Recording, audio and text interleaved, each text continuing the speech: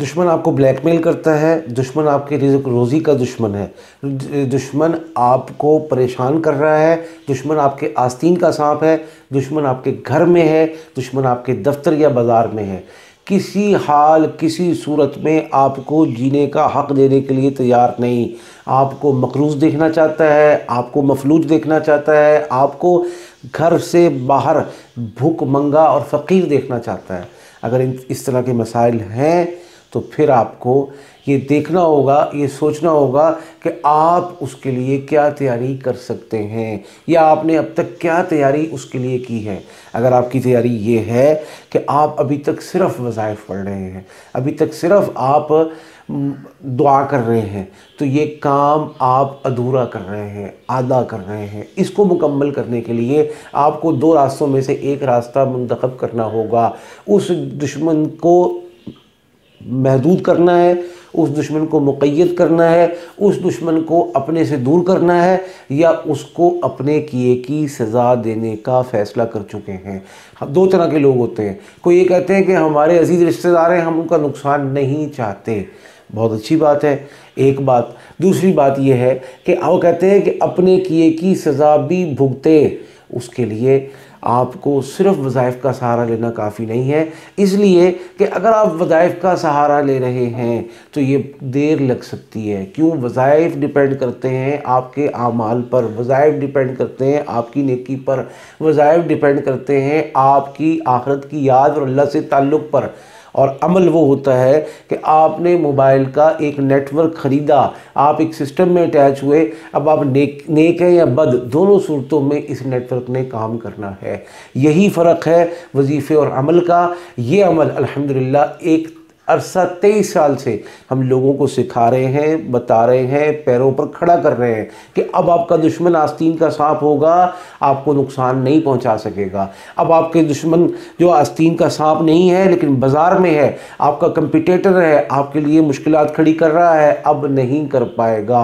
उस अमल की बरकत से, उस हथियार के आपके पास होने और उस हथियार से मुसल्लह होने की बुनियाद पर अब ये दुश्मन आपका आपके ससुराल में है, कोई परेशानी की बात नहीं। ये दुश्मन आपका आपके मैके में है, कोई बात नहीं। ये दुश्मन आपका आपकी चार दीवारी में, आपकी नंद, आपकी भाभी, आपके किसी और अजीज रिश्तेदार की शक्ल में है, कोई बड़ी बात नहीं। इन सब को नथ डालना, इन सब को कंट्रोल करना, इन सब को जैसा सबक आप सिखाना चाहें वो सिखाना अब कोई बड़ी बात नहीं है। एक ये बात। दूसरा, ये दुश्मनी पर उतरे हुए क्यों हैं? इनके दुश्मनी पर उतरने के असबाब, वजूहात, अलामात क्या हैं और कब तक इनको अपने से दूर किया जा सकता है, इसके लिए इस्तिखारा आप हमसे फ्री करवा सकते हैं। इसके लिए आप अपनी सारी मालूमात और अपने दुश्मन की और मुश्तबे दुश्मन की या सस्पेक्टिव दुश्मन की, जिसके बारे में आपका ख्याल या शुबा ये है कि ये मेरे लिए मुश्किलात खड़ी कर रहा है या कर रही है, आप हम उसकी तफसीलात हमें देंगे।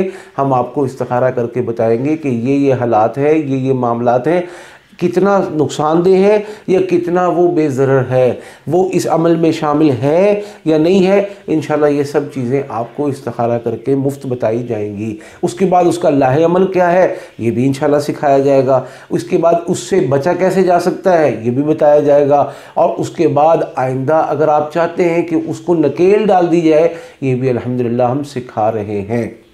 और जो मेरे भाई, जो मेरी बहनें ये चाहते हैं कि हम वो अमल नहीं सीखते, हम वज़ाइफ पर पहले भी थे, अब भी वज़ाइफ ही करेंगे, तो उनके लिए 500 मरतबा का वजीफ़ा है बग़ैर दुरूद शरीफ, बग़ैर बिस्मिल्लाह के, सिर्फ़ और सिर्फ 7 दिन।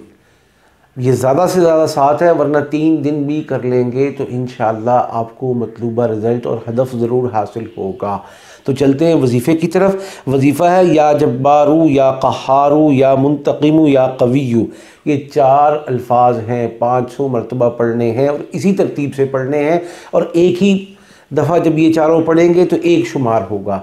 इंशाअल्लाह अल्लाह के हुक्म से दुश्मन आपकी जान छोड़ देगा, दुश्मन आपसे दूर भागेगा, दुश्मन आपकी सोच और आपके नाम से थर थर काँपेगा इंशाअल्लाह।